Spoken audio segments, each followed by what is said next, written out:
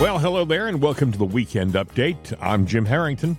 And I am Bill Knight. The media is selling the story now that it's really the problem is not China. It's us. Yeah, I know. We're to blame for everything. Yeah, we're being penalized because we want to safeguard our industry. And China, from what I understand, Bill, is doing all the wrong things right now. They've increased their tariffs again, and they're only hurting their people by doing that. They haven't. It doesn't seem like they have an answer in sight. The people in China are only going to suffer. You know, China's economy is not that strong right now, even before all this tariff stuff. You know, Stephen Miller was on TV this week talking about tariffs and how important they are. The battle we're in right now with tariffs. Listen. The original sin of how the modern economy in America is structured, the president talks about more than anything else. And I guess to Caroline's point about the overall economic vision, the original sin was that we created a tax system that punished you for making something in America and rewarded you for making something in China or a foreign country. So in other words, if you had your factory in America, you paid a sky-high corporate tax rate, you were beaten to death with regulation, you had radically unaffordable energy prices, and Washington just in every way made your life miserable. And the political class didn't do anything about it. They allowed it to happen. Right. Well, they sat by and watched it happen for decades. They actually wanted the opposite to happen, especially if you look at the 90s when we had NAFTA, we had the WTO, we had the entry of China into the WTO. The goal very clearly was to remove U.S. tariff and trade barriers to make it easier for people to outsource to China. Because once we gave China what we call permanent normal trade relations, all of your manufacturers in the United States who are thinking in short terms, in terms of quarterly earnings and that kind of thing, they said, listen, now I can go move my factory from Indiana or wherever, I can put it in China, I can put it in Mexico, and I know I will have sure access to the U.S. market. Today, President Trump is saying the best place to make American products and sell American products is here in America. That was a panel discussion on tariffs. Right. And it's true, American industry was being punished by making products here. And industry in China was being rewarded, with the old system. And it goes back, Bill, probably 40 years. China has grown into this giant. And when you think of all the advances they've done militarily with their airplanes and stuff like that, all that's been financed on the backs of the American consumer. We talked about it yesterday. I mean, China, they reinvented their manufacturing industry to build cheap stuff to sell on American markets. And, they were very much a part of squashing, American ingenuity and American construction. You look at people that have made millions here, by not hiring people in the U.S. and going, oh, you know what? I can buy this widget over in China, and it's only costing me 98 cents, and I can write a nice little sales piece about it, get a crate of that stuff coming in or a cargo container coming in of it, warehouse it at Amazon, sell it through them, and they make a lot of money because, I can get the shower sauna, and it's a shower cap, but I heard what they do in China. If you're a business and let's say you have a product that is, it's made with a mold, M-O-L-D, okay, a mold, okay? And so what they do is they say, we can make it for you cheaper here in China. So you send your mold from the U.S. to China. And during the daytime, they make your product. During the nighttime, they take your mold and they make the cheaper product. They make the product, the off-brand product, using the same mold. And then they sell it at half the price. And all of a sudden, you've got competition that was created with your mold. You're the guy who gave them the mold with the best intentions because they said they could do it cost effectively, and you got your mold and you thought it's a great deal, and you also created your competition thanks to China. And they don't have any punishments over there like we have over here. They have copyright infringement laws and stuff like that, patent infringement laws. Over in China, it's the Wild West. So go ahead, Bill. They short sell you. Yeah, it's a setup. I mean, We've got to do away with them. But, you've got politicians here. You've got news media here that want to Yep. see the U.S. fail. I saw a story this morning where they're going, China can win this whole thing if they just sell their bonds and that'll screw us. And I'm like going, what are you doing? Why are you giving them ideas? Now, that alone, I don't think would do it. But, we don't need an attorney or a lawyer that's a Democrat activist that wants to sit there and say, you know what, I just don't want America to succeed under Trump or Republicans, so I'll crash and burn this thing. You know what? That's treason. There are Sorry, but it 95, is. 95 countries now that have said we're going to sit down and discuss the tariff situation with you. So let's say there are 95 countries that we work deals with. Now we've got basically the world on our side. And by the way, we've got them paying probably a little more. Every one of those countries are probably going to pay a little more in tariffs than they would have paid before. So that means we're making a little more of a profit. But now we have the world on our side, and China knows it. Well, the real important thing about that, they might pay a little bit more, but we're not being overly charged. It's an equal platform, and that's where it should be, because that encourages everybody to be better, and everybody's on the same playing field. Where does that leave China? Where do they go? How do they save face? Because in the Chinese culture, you can't be submissive. They have a whole face-saving philosophy over there that Right. it's beyond logical to a lot of us in the West. And I also think, we mentioned this yesterday on the show, that Xi Jinping is in a tough situation. If he comes over to the United States and sits down with President Trump, he risks having his opposition in China take the government away from him and take his property away from him, essentially leaving him abandoned, cut off from China, essentially with no power. That's what he. So right now, he's between a rock and a hard spot. And you said yesterday, I believe you said it yesterday. I know somebody said it yesterday. I did. About the fact that we may be sliding towards some kind of a military conflict. China may figure the only way they get out of this is with a military distraction.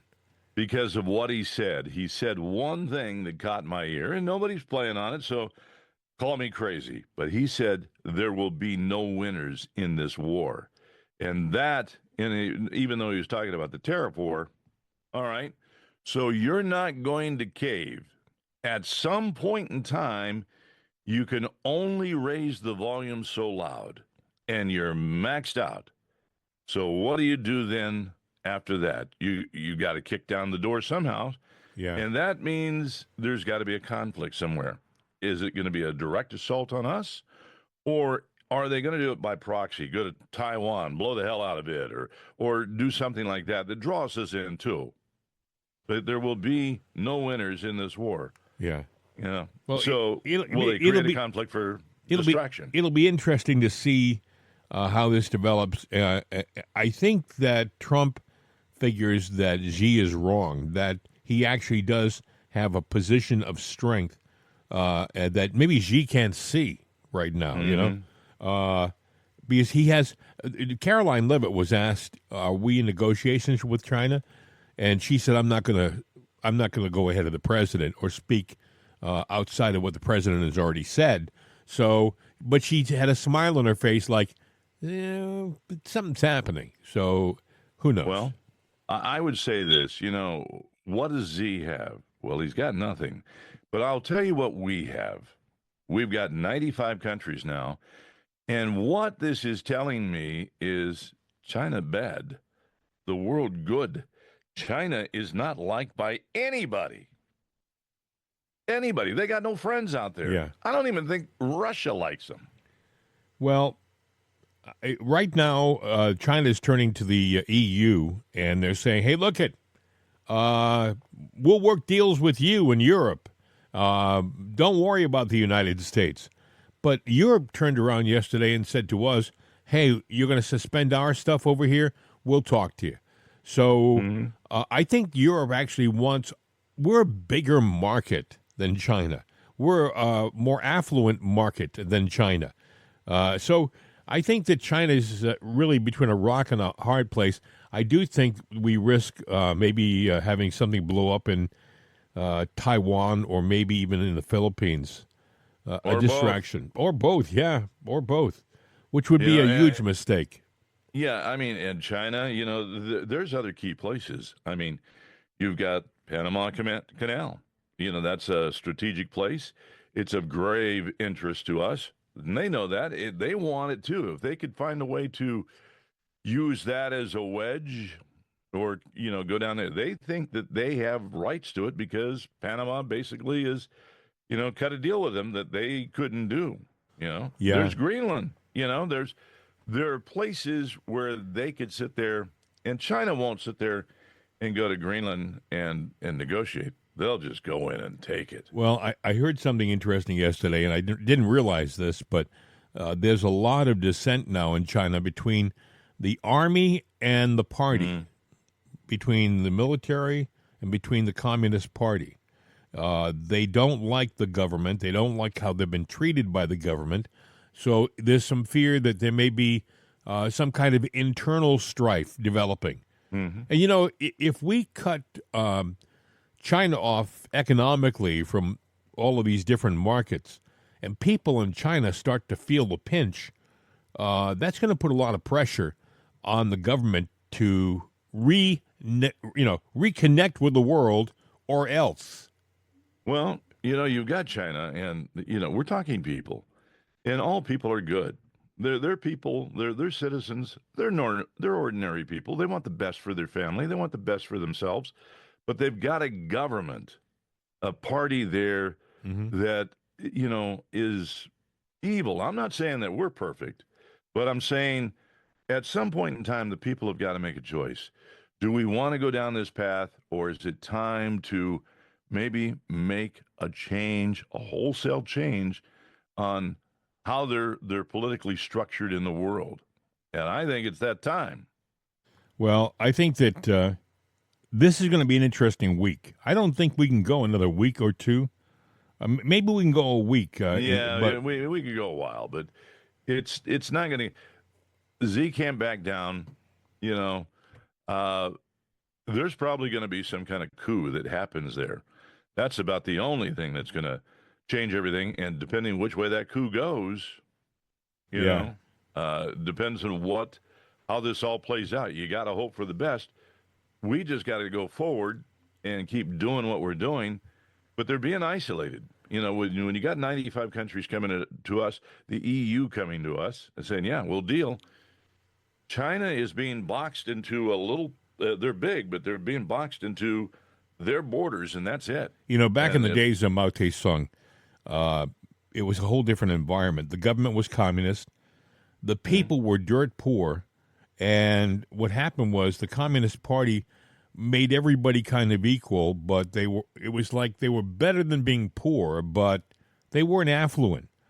But over the course of the past 4 or 5 decades, people in China have grown economically, and they've become essentially, dare I say, capitalists. They've got the nice cars. They've got the nice homes. They've learned to live in a more affluent environment.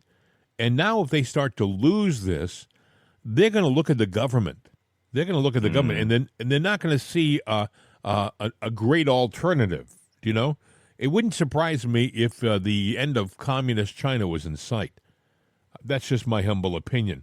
Communism in China may have run its course, and maybe the people in China are more capitalistic right now. Look, I say that, for example, look at the movie industry. How big that is and how much money it makes. It's owned in great part by China now, even ours. And we have car manufacturers. We have robotic companies in China. And by the way, they do steal our technology, folks. All you have to do, for example, is look at the stealth bomber or the stealth fighter in China. It's almost an exact ripoff of ours. And ours was made first. And so, how did they get the information to steal our stuff? I understand that it was done during the Clinton administration, and Clinton opened the doors for that to happen. And talk about corruption, Bill. Unbelievable. One thing you should never do. I mean, there are certain technologies you can share that's for the good of mankind. Your protective warfare stuff, you shouldn't share that because that's your only line of defense. You know, I'm looking at a picture of Trump here, and, you know, they like to depict bad pictures, but we were talking about China and everything, and I'm going, you know, China, great warrior there, what was it? Sun Tzu wrote the Art of War. Art of War. Yeah. And I've read the book. I'm sure you've read it too. There's a small read version of it. You can buy the big read version of it. But either way, as a matter of fact, it was popular here in the 80s because a lot of people use that book as a blueprint to get ahead and make success because the wisdom of that book was just good strategy for a lot of different things you could transpose. And I was sitting there thinking of Trump and, you know, the art of the deal. And I'm going like, you know, he came from that era and probably read the book. And a lot of what he does is some of the same philosophy and strategy. Yeah, Sun Tzu was the Sun Tzu. Yeah, and he wrote a book that actually holds up even today because even with all of our technology, all of the great new weapons and all of the devastation that we can wreak upon ourselves, the basic tenets and philosophy of war haven't changed, you know. Right. And the ant can win this war. Yeah. Exactly. And so I know that Trump has read it. Trump has actually talked about reading it. And I think it's evident in some of the strategy he uses. Yeah, you wonder what he's doing. And I'm like going, and I worked for a company one time. We didn't spend a lot of money in marketing, and everybody hated us. Why the hell are they doing that? Why the hell are they doing this? And I read the book, and then I said, okay, now I get where you guys are coming from, you know. And it was a different philosophy, but it was a very, you know, it was a very good philosophy. You know? And well, I think, Bill, this tariff situation is going to continue for a few weeks. I do think that Trump figures he has the upper hand. You know, it's funny. We talked about Adam Schiff going to investigate the White House. Did we get any insider trading help from Trump? Because Trump announced to the world, now hang on to your stock. Trump didn't say to certain people. He told everybody. He told the world to hang on to your stock. But he also said now's a good time to invest. You heard it. If you bought stocks, you know. Nancy Pelosi, when she was Speaker of the House, she didn't tell the world to hang on to the stocks or sell stocks. She told her husband. You know, unbelievable. And they still have never explained, by the way, how you can be in the House of Representatives for 45 years, make $170,000 a year, and end up being worth $26 million or whatever they're worth. But they're trying to say that, you know, as Republicans talking code, and that was code. I'm going, well, if that was code, you know, I think everybody knows that speaks English knew the decipher, you know, so it was a message to everybody. And generally speaking, when stocks are volatile, you sit there, you know, you sell when they're high, you buy when they're low. And that's what you've seen this week, the up and down slide of the sell-off, the buy, the sell, the buy. You know, if you've got a stock that you know is good, if the number goes down, you don't panic. You sit on it. You might sit there and have a day, holy hell, I lost 10 grand. Well, wait a few days. You only lose it if you sell it, really. You know, that's when you lose it. And then you're going, man, that Trump is an idiot. No, you're the idiot. Hang on to it. Go for the ride. See where it takes you. If your stock is down, hey, what do you got to lose by hanging on for a little while longer? You've already lost. And what happened this week is a lot of people made money with stock because the stock went down one day. A lot of people invested in those the low fruit stock, and all of a sudden they were wealthier. What's that old line? Paranoia will destroy you. Yeah, that's you know, true. I mean, look at the stock crash. When the stocks crashed in 29, they didn't know what was happening. All they saw is their portfolio went from this down to the toilet, and they go, well, I'm going to go jump off the building. But had they waited it came back, and there were measures put in place for it to come back. There were safeguards. There weren't safeguards then, but either way, if they would have ridden the storm, they could have come back. Trump at one time was worth, if you drew the line at zero, he was at least 100 times below that, from today's wealth. He came back. He just rode it through. He just hangs in there. You hang in. He's a smart guy, folks. You may not like him. I happen to like him, but you may not like him. A lot of people. So what? So what? He's a smart guy. He's a brilliant guy. He didn't get to where he got by being a numbskull. He's a smart man, and he has a plan. He has a plan, and that's what. And he's not one of these guys that opens his mouth and talks about it before the plan is ready to be launched. He can keep a secret. He can keep it to himself. He can smile. He can infer that something good may be coming down the road, but he doesn't really tell you, and he doesn't tell you what it is. Another thing that happened is yesterday, James Carville, this guy, I don't know why they keep going back to him for an interview, because the guy has proven himself to be nothing more than a party hack. He was a party hack, in my opinion, back in the days of Clinton and Obama. He was always a party hack. And He's a snake in the grass. He really is. And he was talking about how we're talking now about having to show ID to vote, which is a magnificent idea. You should have to do it. It makes sense. But it doesn't make sense to James Carville. Listen. Well, let's talk. It's a massively unnecessary idea. There has been study after study, and I mean a lot of studies and good studies, to say that the amount of fraud in American elections is almost undetectable. We've looked for that forever.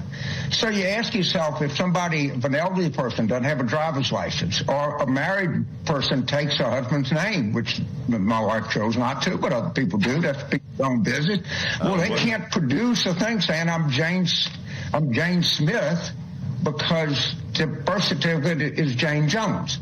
So the other thing is not necessary. Why are we putting another bureaucratic layer to solve a problem that doesn't exist? Why don't we solve problems that actually exist, like, say, Medicaid to the states, that this budget is utterly destroyed? So I just think it's totally unnecessary. It's totally grandstanding.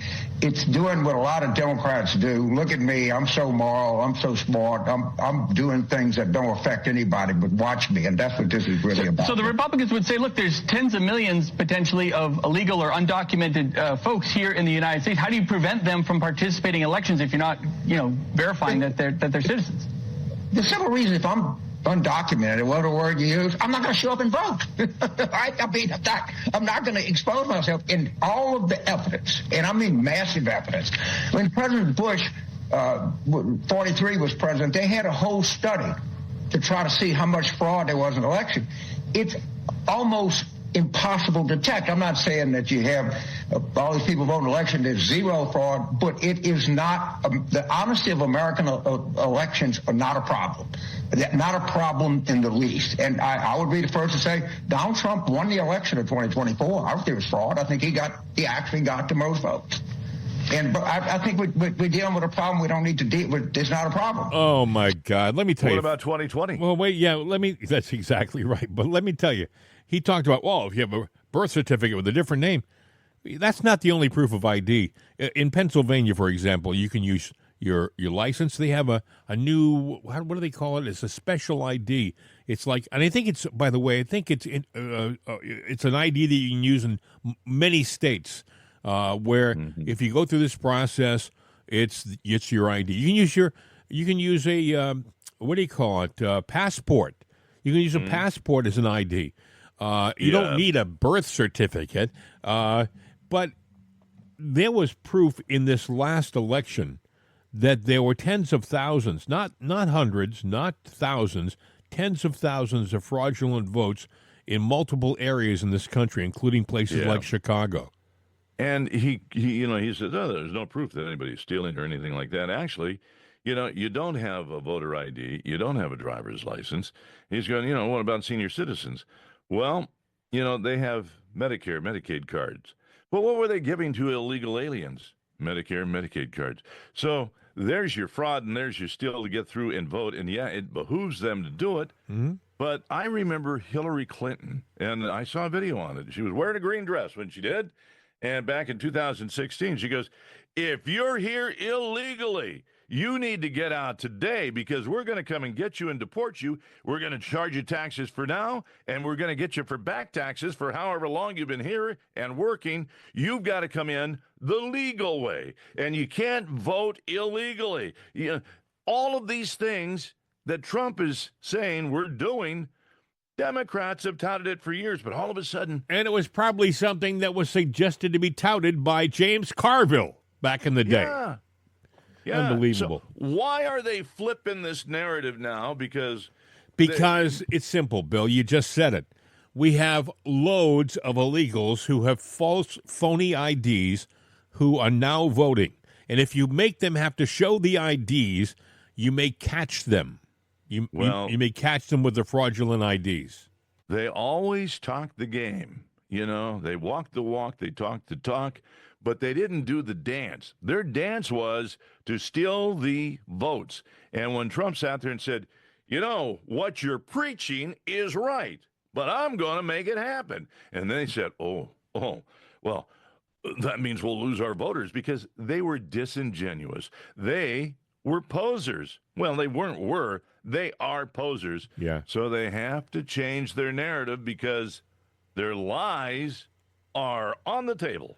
Tulsi Gabbard was talking about fraud yesterday. Listen. We have evidence of how these electronic voting systems have been vulnerable to hackers for a very long time and vulnerable to exploitation to manipulate the results of the votes being cast, which further drives forward your mandate to bring about paper ballots across the country so that voters can have faith in the integrity of our elections. And she also indicated that that's just the tip of the iceberg about voter fraud.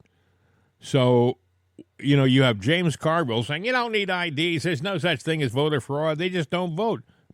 BS. You just heard Tulsi Gabbard say you can do it with machines. We have evidence you can do it with the machines, and also there's other stuff that's coming down the road. The one thing that I know is anytime man's involved with anything, there's one man, maybe two, maybe a handful, that are corrupt, and they're going to find a way that they can manipulate and steal because the humankind is not perfect, and we are prone to be thieves, and there are thieves among us, and they will steal that election no matter what you do. So there's fraud out there. The human condition. Another interesting story, Bill. I wanted to bring this up. I thought this is too much of a coincidence. There has to be more to this.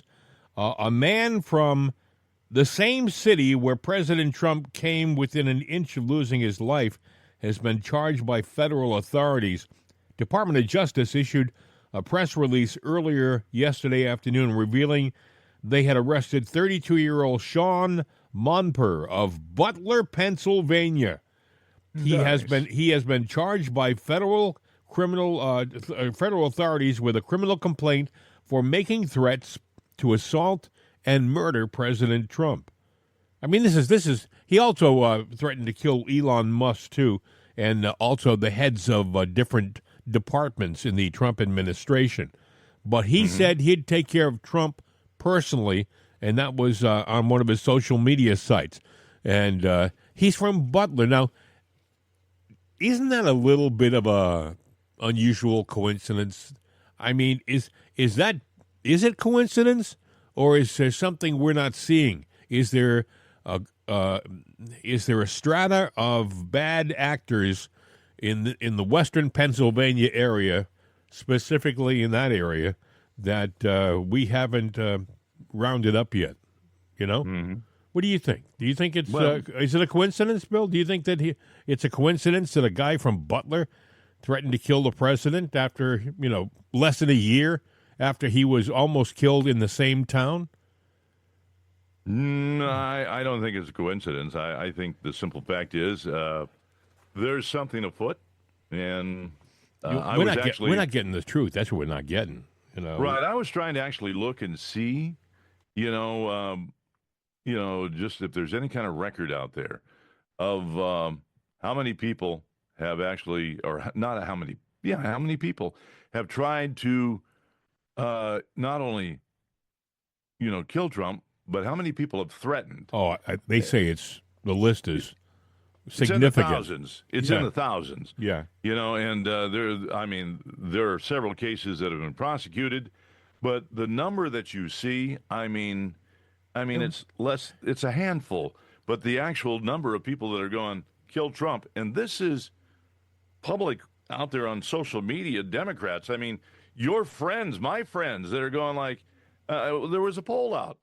What was it? 53%, or was it? It was a high number of voting Democrats to say, yeah, we want him dead. Yeah.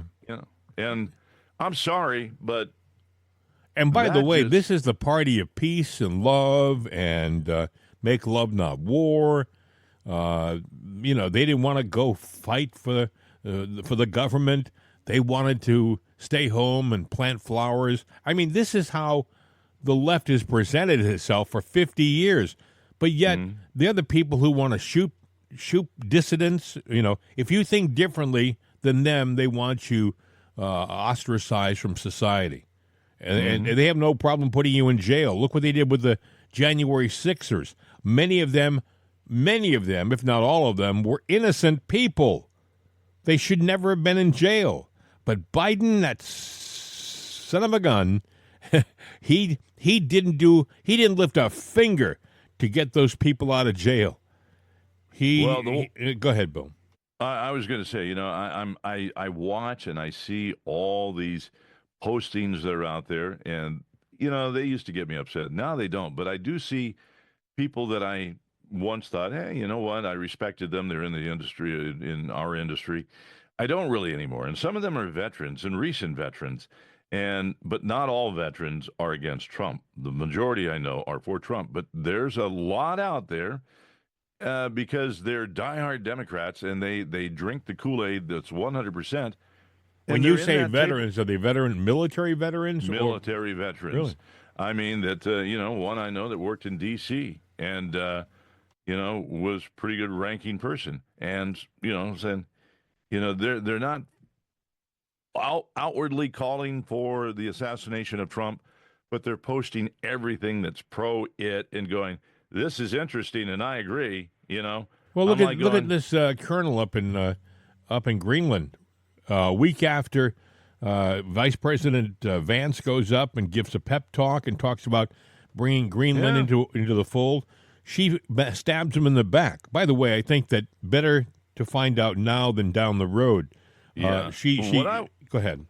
Well, I was going to say, what I would say about these military people that are doing that, I'm sure that while you were in the service and even afterwards, there have been politicians you didn't like that were in office.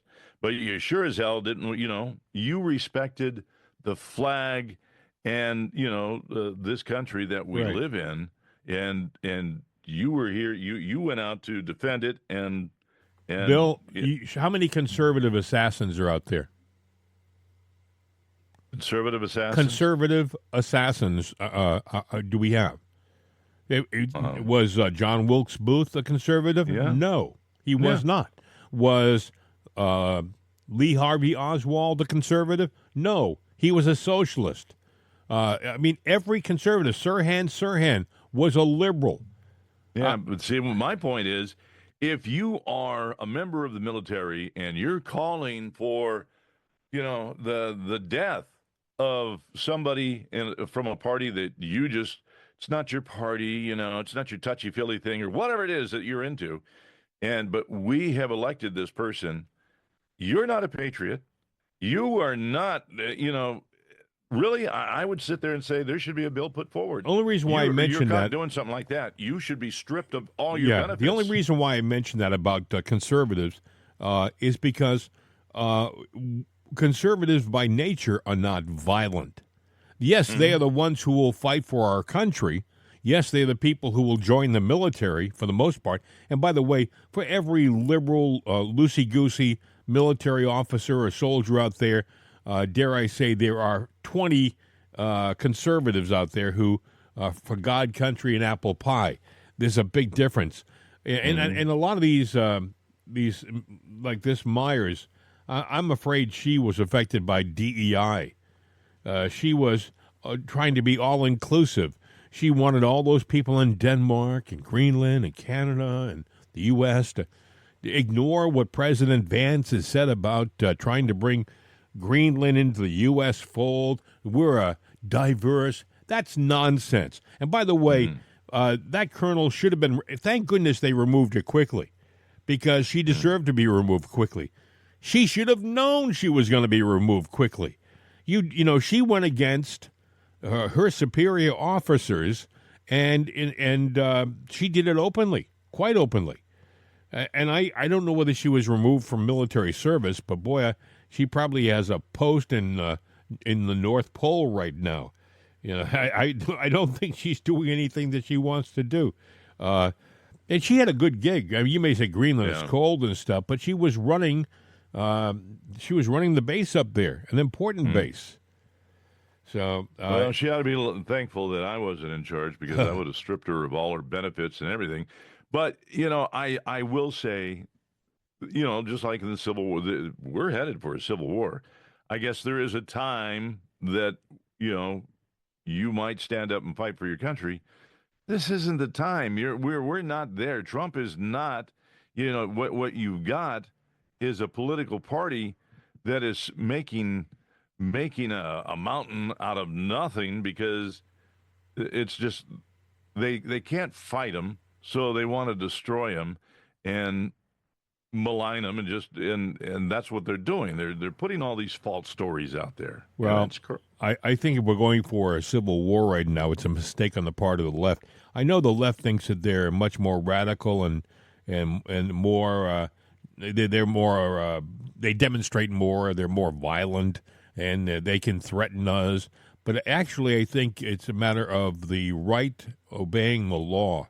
The right has almost an innate respect of the law, and they don't go out and break things and burn things, whereas the left just seems to have an open pass to do that kind of thing, and they do it all the time.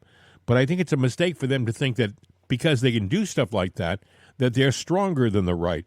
Because if they ever get into a situation where there is open conflict, you have to remember that the majority of people on the right are veterans who have been trained in the art of so many militaristic things.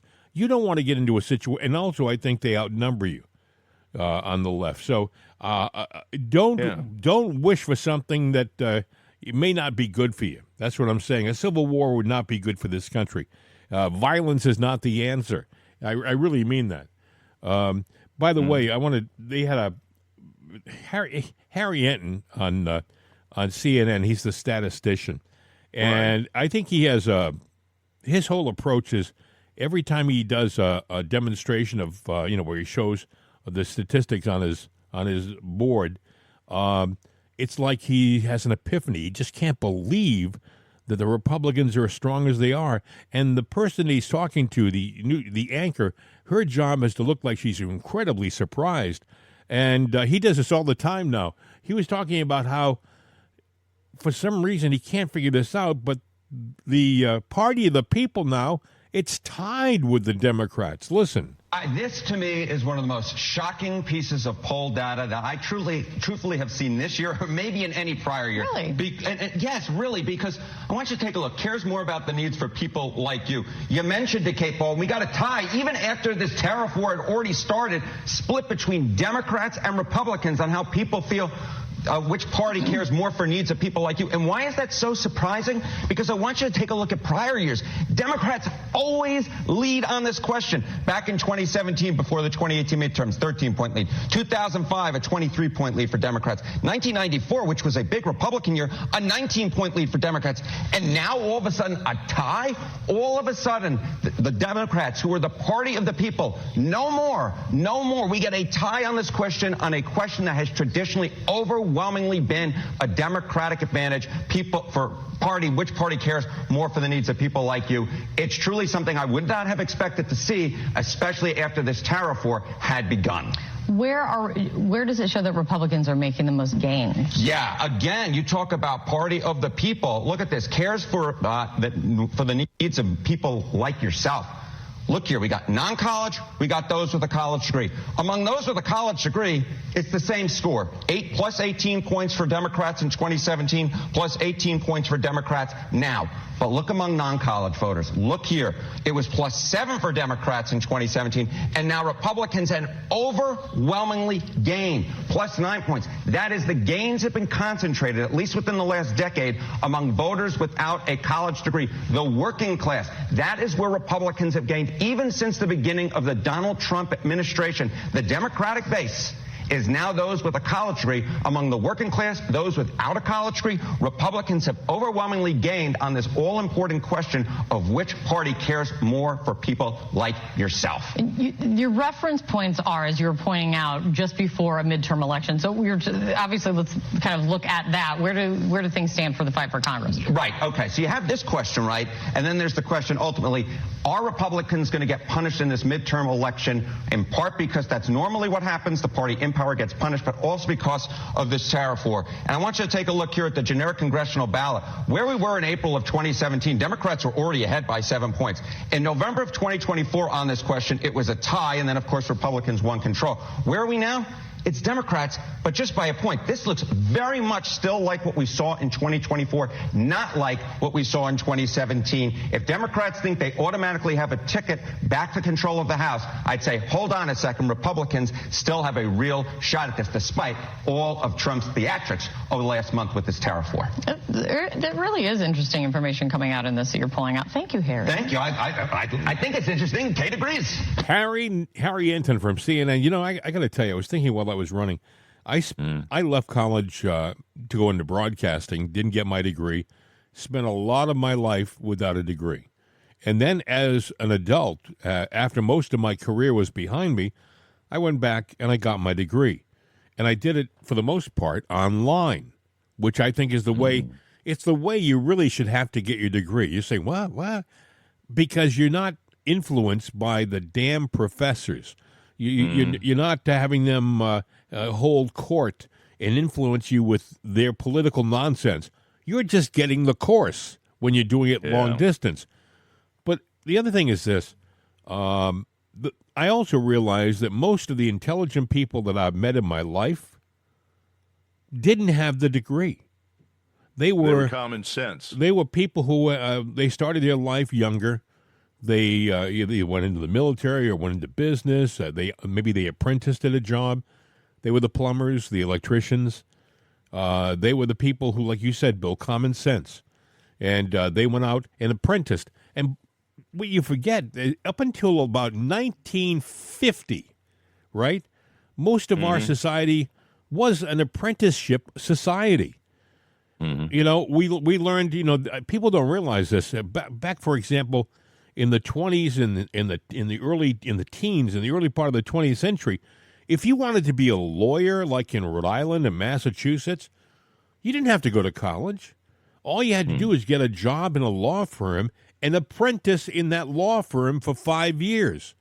And then after 5 years, you take a test, you're a lawyer. We were tradesmen. Yeah. You know, we had technical disciplines. So whatever you were, you know, you did. You apprenticed. You learned under somebody. Well, what's the difference, Bill? You know, going off to college and do something. Well, you know, if you've ever looked at the term liberal arts, I mean, yeah, you know, you're talking literature, history, language, philosophy, mathematics, general sciences, but this is where they get into, again, liberal arts, you know, and you're getting into philosophy and geopolitical. This is where they influence you, and that's the difference. We were a country of tradespeople. We learned a skill. You still got to be what you wanted to be, but if you wanted to be a lawyer, you know, you didn't have to learn all this, you know, all this other. Bill, my dad was a poor kid from Massachusetts, okay? Yeah. And he ended up going to Brown University, Ivy League school. He was Phi Beta Kappa, which is like a very high educational society. He went on to law school. Then he went into the service, and he ended up fighting like a grunt over in the Battle of the Bulge. He had all these things. He had a great resume. But when it was time for me in the 60s and early 70s to talk about college, he was so indoctrinated about, well, you really need a good liberal arts education. You need a good liberal arts degree. The most useless degree on the face of this planet, in my opinion, is a liberal arts degree. You're saying, oh, my God, you don't have a well-rounded education. Well, I mean, if you get a business degree, you walk out of there and all of a sudden you got something to work with. You know, you have economics, you know what to do with life, and you know how the market works. You know, if you study Greek philosophy, if you study sociology, if you studied all these other liberal arts nonsense things that do nothing for you, what good are you? You've just blown $100,000 worth of your parents' money, and you got nothing. But somebody got rich. Harvard, MIT, yes. Stanford. Yes. You know, to justify the high tuitions, they've got to sit there and sell you on all this other curriculum. Well, while we're selling them on the curriculum, let's indoctrinate them too into our social group and our socialism and all of this stuff. Exactly. And we run away. When you do that, you're being dragged away from the core basics and values of this country. You know, they should say to people, look, you get out of high school, you got to spend 5 years in the real world before you can go to college. It's a new law. You can't go right into college. Maybe you go out there and you experience a little bit of the real world, pay some bills, maybe get an apartment, think about where you want to go with your life.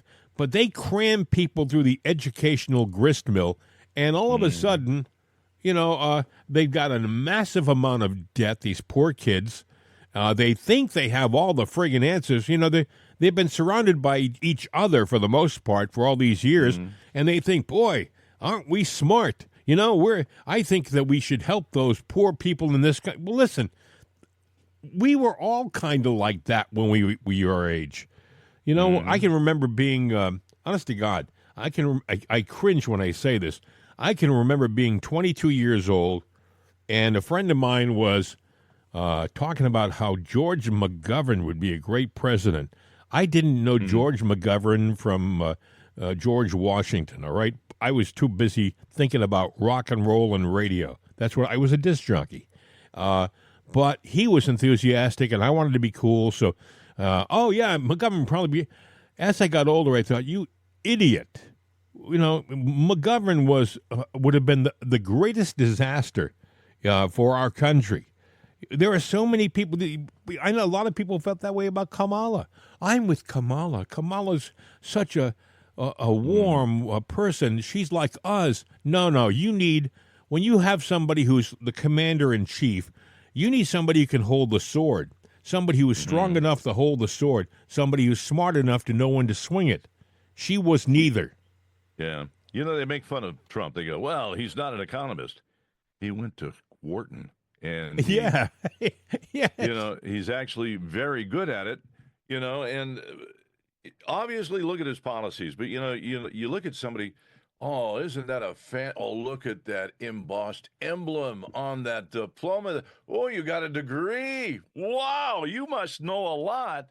You know, again, getting back to my thing, you just need to know what it is that you want to practice. I know, having been involved in law, in different lawsuits and suits, defending or whatnot, and I'm not an attorney, but usually when you have an attorney, they, with all their knowledge, they've got stupid horse blinders on. Well, you're not going to win this one. And I'm sitting there going, wait a minute, let me do a little research. But, you look in their office and you see all these books on the wall. What are those? Oh, that's a lot of different case law from different things. I'm going, what do you have? Well, if you want to do this, I can go and look up case law in our defense, or to prosecute. I'm going to say, well, what if they use the same law? Well, there's other case law here that would have a different opinion. So it depends on what By the way, those books now are just for show because they have LexisNexis. I was just going to say, I used to sit there in one particular case that went for 10 years helping somebody out, The attorney goes, well, you're screwed. You're just going to have to own it. And I'm sitting there. I would do searches, and I'd find it. Have you thought about that? Oh, well, that's interesting. Let me look into it. And then they come back. You were right. Why didn't you do that? You're getting the big bucks. You're the one that wants the $500 Bill, a week. We live in a society, for example, where if you are a lawyer, everybody groups you together. You're all lawyers. But you should be required to say lawyer D minus, lawyer B plus, lawyer A. You should have to put your grades next to your degree because you don't know whether you're getting, when you go out and hire a lawyer, whether you're getting the class clown or the class valedictorian. You don't know whether you have a good lawyer or a bad. I also say that, by the way, about doctors. With doctors, my God, you sometimes think you're hiring a great surgeon, a skilled doctor. You find out the guy, he doesn't know which end of the scalpel to hold. Restaurants used to do that. I don't know about every state, but I used to walk in, and I'd see the certificate back there and it says A. Well, that was their health inspection. But I'm going, you want an A, B at the least. You walk in and they got a C or a D. Yeah. You're going like, if they got a D, I'm going, why are you still open? Oh, we have a month to get it together. And as long as we get up to a C, we're okay. And I'm like going, what's your order? You know what? I'm not hungry anymore. I'll pass. Really? Anyone for Mickey D's? Yeah. Why can't you sit there? You walk into a law firm. This past month, they got an A because they were on the money. They got it right. There's our A certificate. There's our, whatever. And judges ought to get the same thing in their rulings. Oh, absolutely. They need to be held accountable for their wielding a gavel. Oh, I'm a judge. I know everything. No, you don't. Yeah. Well, it's funny. Speaking of judges, there was a judge in Pennsylvania, I believe, who she's actually a magistrate, and I point that out because in Pennsylvania, you can be a magistrate, and I don't think you even have to graduate from college. Her name is Sonia McKnight, magisterial judge from Dauphin County. She shot her sleeping boyfriend in the temple last February after he threatened to leave her. Yeah, he threatened to leave her. McCoy, the victim, miraculously survived. He now is blind in one eye, and I'm sure he sleeps nervously. I can tell you, I would. Well, he don't get any sleep because if he's blind in one eye, he has to sleep with the other one open all the time. I think you're right. And sad joke, but true. She popped a cap in the other eye. The part about this story that gets me is this line here. This wasn't the first time McKnight, the judge, shot a romantic partner. She reportedly shot her ex-husband in the groin. Oh, that had to hurt. After an argument over furniture.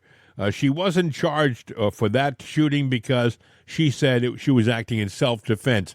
She shot him in the crotch, folks, and that guy probably is still dancing. I mean, ding dong, it wasn't the Avon lady at the door. But I don't know. Why is it that some people, they think, oh, she shot her first husband, but she'll never shoot me. She loves me, Oh, of course she loves you. And what was this woman doing with another gun? She shot her first husband. You think that at the very least someone would have said, I don't think it's a good idea that you have guns in the house. But, why isn't she up on gun violation charges, too? Because they should have taken any right about. Well, she's a judge. She's a magisterial judge. Yes. Yeah, but they have just as much power now as anyone else. There's one in particular around here that's an idiot. He's a drunk, and and sometimes he gets mad at you and says different things that he shouldn't say. Yeah. I mean, I saw him sit there, and I'll be honest, I won't say his name, but it's a crappy day, and he decided he didn't want anybody in the courthouse, and this one poor black lady, in a wheelchair, and she was disabled. Yeah. No, it's a good day for you, everyone to be outside. Go around the back and you got to go down the stairs to the back. So people had to help her. So he cleared out the courtroom. Yeah, and they had to help her and carry her in the wheelchair down. And I'm like going, this SOB, black, yes. yeah, he has been brought up on different sexual harassment charges, defamation charges, and when I was in that court, he called me a mouthpiece, and I'm sitting there and a couple of other names, and I said, "You're going to rue the day you did that one, pal," but I just left it alone, Well, but these judges, they think there's something. Well, and I mean, I'm like, this lady took it to another level, though, really. I mean, Yeah. and not only that, I don't know whether you know it, folks, but one of the most delicate parts of your head is the temple. You're not really protected like you are in other parts of the skull. And she shot him in the temple, and the guy lived. Holy smokes! But he lost part of his eyesight. And now she's going to go to jail, which is, it's about time. that's not enough, because she's done it several times. Hey, the first husband, he's having a problem urinating. urinating. Yeah, I mean, I mean, there's a joke there, but there leave it is, alone out of really. respect to me. The simple fact is what she did was wrong. But pardon the pun, but the second guy around, he had to know about that. Had to. Now he's guilty of half-blind love, I guess. I don't know. But and will there be somebody in prison who falls in love with this woman? well, yeah. What's her allure that she's using? But here's the thing: these people, those magistrates, they're elected. Yeah. And I thought about it, like the guy that I, had the problem with. That I said, you know what, I'm tired of this clown. There was nothing against me that I was there for, but I'm sitting there going, people elect him. And I'm going like, when you sit there on the ballot, you look at the ballot when you go vote, and I remember his name, and I said, I'm not voting for in that category because he was the only one on the ballot. But if there were 5 names there, I would have looked and said, well, I'm not voting for him. I would have voted for somebody else just to make sure they got a vote over him. But, people don't know. Sometimes it's eeny, meeny, miny, mo, And, what gets me is that in Pennsylvania, they allow people with no, college degree to be a magistrate, which is the lowest level of judge in the state of PA. I don't know. They get cases. They get cases. Oh, yeah.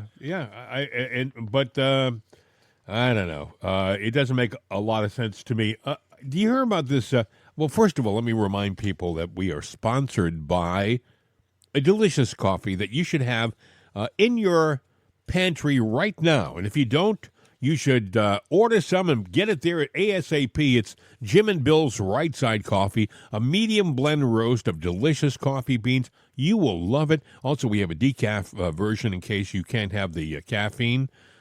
It's the kind of coffee that puts a smile on your face, makes you just want to get up and start your day, as opposed to some of these other brands of coffee that give you heartburn and other things, Get your motor running, yeah. Yep.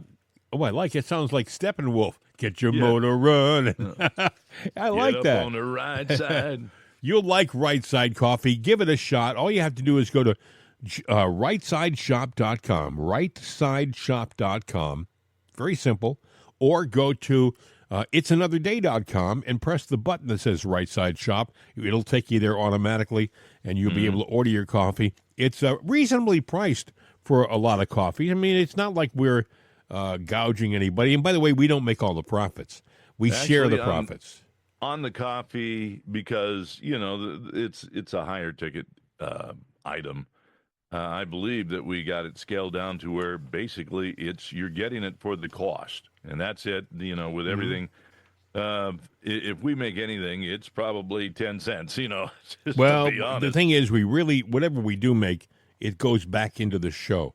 And by the way, we can probably, we'll address that later on. Let me just point out that we have Juan Jose and the Border Crossers here. This is the highlight of their day, folks. So give them your attention as they sing this magnificent jingle. Wake up on the right side with Right Side Coffee. It's the highlight of their day, trust me. That's it. Now they go back and sit in the corner and, they break out their bottle. And Well, the one that doesn't drink, he just sits there and stares at us and twiddles his thumb. Are you guys going to shut up yet? That's true. Yes. Hey, he doesn't speak English, so. what I was going to say was there are some interesting things that we think are going to be happening with our show in the not too distant future. We're growing the show and trying to get it to an even bigger audience, and we think we're headed in the right direction. So stay tuned and tell your friends. Yeah, next week we start broadcasting from the back of a pickup truck with a bullhorn. No, I'm kidding. Yes. Hey, American ballerina Casina Carolina was swapped for a Russian, and she was released back into the United States. This little lady should never have been imprisoned. I think she was arrested because she gave a $50 donation to some cause that the Russian government didn't like, and she did it when she was in America. But they were keeping eyes on her because she was a Russian slash American citizen, so they were keeping an eye on her. So she got back into the U.S. and she walked over to the cameras and she said this. Mr. Trump, I'm so grateful for you to bring me home and for American government. And I never felt more blessed to be American, and I'm so happy to get home. Thank you. Welcome home. Thank you so much. She's a sweetheart. If you had a problem hearing it, she said, Mr. Trump, I'm so grateful for you to bring me home and for the American government. She said, and I never felt more blessed to be an American, and I'm so happy to get home. Thank you. A real little sweetheart, and she loved being back in the country. And it was her opportunity to walk over to the cameras and thank the president. I thought, that's kind of nice. Nowadays, you see some of these athletes doing the darndest things that embarrass us. And here was a young lady who came back and was appreciative. And I thought that was neat. Hear about Jazzy Baby, Jasmine Crockett? Oh, she could be in trouble, couldn't she, Bill? Yeah, apparently the Federal Elections Commission has launched an investigation regarding suspicious donations made to her 2024 reelection campaign. Yeah, kind of interesting. Some of those donations that she was getting were from other counties that she doesn't represent. Yeah, so how does that? Yeah, now what does that mean? I don't know. Somehow, I think we're still going to have to deal with her because you would think that this would remove her, but I'm not going to hold my breath on that. She's you can't get rid of her. You see, Whoopi Goldberg, she once again made a statement that put her in the news. These people are amazing on The View. I don't know why we give them the time of day, folks.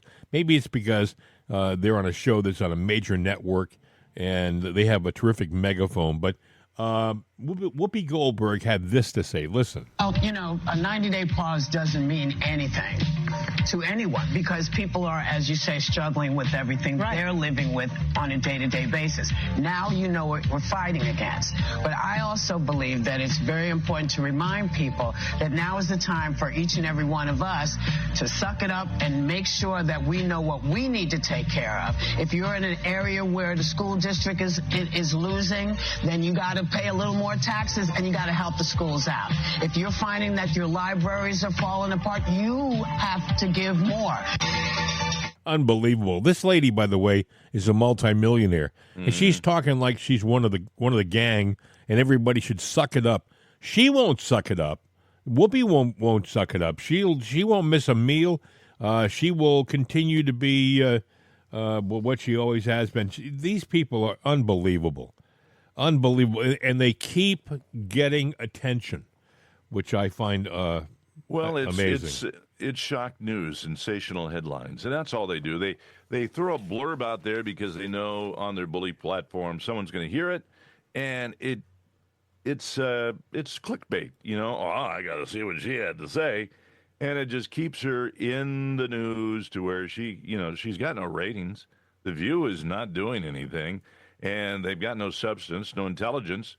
So, throw a barb out there, clickbait, and, it keeps them in the know, or, they think. And the sycophants out there, they sit there and go, oh, well, Whoopi said, I don't give a damn what Whoopi said. Now, did you hear the Supreme Court ordered that this prisoner we sent off to El Salvador, and people said, that's one we should not have sent. We got to get him back. So the Supreme Court said that the government had to facilitate getting that prisoner back into the country. It didn't order the prisoner back into the country. There's a difference. It meant make it easier to get that prisoner back into the U.S. But I heard somebody say it doesn't mean that that prisoner is going to be released. No. That prisoner, if it comes back into the country, it's going to still be in prison because it's illegal and it's a MS-13 gang member, and they believe that they will probably be shipped to a different location, a different country in the long run. It's just, it was like the Supreme Court was being technical with its decision. It wasn't a definitive ruling. You know, it wasn't something that was going to change the landscape of all rulings with regard to prisoners. It was just something that would, I don't know. I personally, I think it's a waste of time and a waste of our money to ship this guy back. But because he is here illegally, for some reason in this country, the left seems to think that, well, if they're here, they have our rights. No, that's not how it works, folks. That is not how it works. If you're here illegally, you've broken the law, you are a criminal, and you should be shipped back to where you came from. But anyway, what do you have? Anything else you want to add, Bill? Well, I was just looking at the Maxwell. She's I saw that. Ghislaine Maxwell, convicted accomplice of Jeffrey Epstein. Yeah, Ghislaine. Ghislaine. Yeah. Anyway, she's filed an appeal to the Supreme Court. She wants her conviction overturned. And I'm wondering, how is that going to turn out? I doubt they would do it, but is she going to try to make a deal? Turn evidence? Is she going to end up, getting suicidal? Well, I think that if you are on that list, you got to be a little nervous. She may have cut a deal already. She may have said she may be willing to spill the beans as to who was there and what they were doing. As long as she's, I hate to say it, alive, she remains a threat to a lot of, I'm sure, high-profile people who were on that island. I think if I were in her shoes, she knows something. She probably knows a lot. The one thing that I would do is I would sit there, mentally, I would sit down and look at what I knew and compartmentalize it. And I would sit there and say, okay, I'm going to take this compartment of evidence and I'm going to go and file my appeal and offer this evidence, right away. Because that's going to sink some ships out there and get everyone else to pucker up, but it would also let the other side know, well, we got to tighten the security. But either way, there's a bullet, aimed at her head. Yeah, well, and it's going to happen one way or the other. So I think if I were doing something like that, I would make sure that I would take down whatever I could on my way to an appeal, because her life expectancy is short. Well, it's like a lot of people feel, including yours truly, that Jeffrey Epstein didn't commit suicide. No. Let's just say that. He was on suicide watch. He was supposed to be on. Everyone says, the guards, they only walked away for a few minutes. They weren't supposed to walk away at all, He was on suicide watch. All of a sudden, he took bed sheets and hung himself. Nah. And by the way, he was also one of these guys who was telling everybody about how he planned to do certain things. He was actually in a better mood closer to the time of his death. I guess they were talking about an appeal, and he felt kind of positive. And all of a sudden, he ended up dead. Nah, he was a threat to a lot of people, and those people wanted him removed from the scene. Well, he probably thought they would come to his rescue, and they're not going to do that because that exposes them. So, and she's in that same boat. And what knowledge do they have? I'm sure we think we know, but I'm sure it goes far beyond that. Yeah. So, there's still a lot of things out there that remain to be seen. Apparently, do I have it here? One of our ladies in the news, the press secretary, apparently they've... Caroline Leavitt? Yeah, Caroline Leavitt, her secret weapon has been exposed. What's that? Well, there was a video of her before she was going into, testify and all that stuff or do everything. She prays. They got her in video. She prays. It doesn't surprise me. She is a very astute person. Boy, talk about 180 degrees to go from Karine Jean-Pierre to Caroline Leavitt. It's just light years difference. And this is not racial, folks. Nothing to do with racial. This is intelligence. Caroline Leavitt, she's the young lady who looks like she studied her stuff. She has. Yeah. And, she goes in for a briefing, but, she might have her ducks in a row. But she still takes the time to stop and pray. Yep. Before she does. That's her secret weapon. Does Letitia James do that? Pray before she goes into court? I doubt it. I doubt it. I really do. What about when she buys homes in Jersey and says that she is going to occupy the home and she's got more than one, but she lives in New York? I thought it was Virginia. Or Virginia, wherever it is. She bought a house in Virginia. That she claimed that as her residency. Two of them. And she's the Attorney General of New York. I don't know. How does that work? Well, that's fraud. That's real estate fraud. That's banking fraud because you have to. I'm going to rent this out. I'm going to live in it. You have to disclose that now.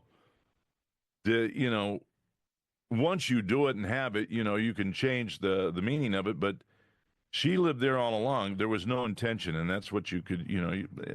She's a phony. She's a fake. Hey, listen, we can talk about more of this during our next escapade, which is going to be on Monday. We're going to take Sunday off. We got to rest. We got to have a day to chill. But we'll be back on Monday with more stuff. And believe me, there'll be more stuff. It never ends. Things that we have to be on the lookout for, the negotiations with Iran. The U.S. is negotiating with Iran. That's a big deal. We'll be talking about that. We'll be talking about the Ukraine. Is there any movement on that? It seems like they take one step closer to peace and 4 steps backwards. I don't know whether we're ever going to have peace. What do you think the stocks are going to do on Monday? What do you think the stocks will do on Monday? Well, I think it ended pretty good, didn't it, this week? Yeah, it ended up. I mean, we were down on Monday, up on Tuesday, down on Wednesday, and I think down on Thursday. Not so bad, though. And then up again pretty good on Friday. And it depends on the news cycle for the weekend, how bad they scare you. But there are buyers and sellers. So if there were the sell-offs, then you had the buyers on Friday, and there would be other people selling off on Monday. They could be down a little bit and then kick up on Tuesday. I'm very optimistic. On Monday? I'm optimistic. I think we're going to see an amazing growth in our economy in the long run. So. Well, maybe we should pull a Levitt over the weekend and pray for the nation, pray for the stocks, and pray for the president. Sounds good. Hey, listen, I'm going to pull a plug on this program, and with a little bit of luck, we'll all be back here on Monday to do it again. Sounds like a plan. Until then, hasta la vista, baby. We're out of here.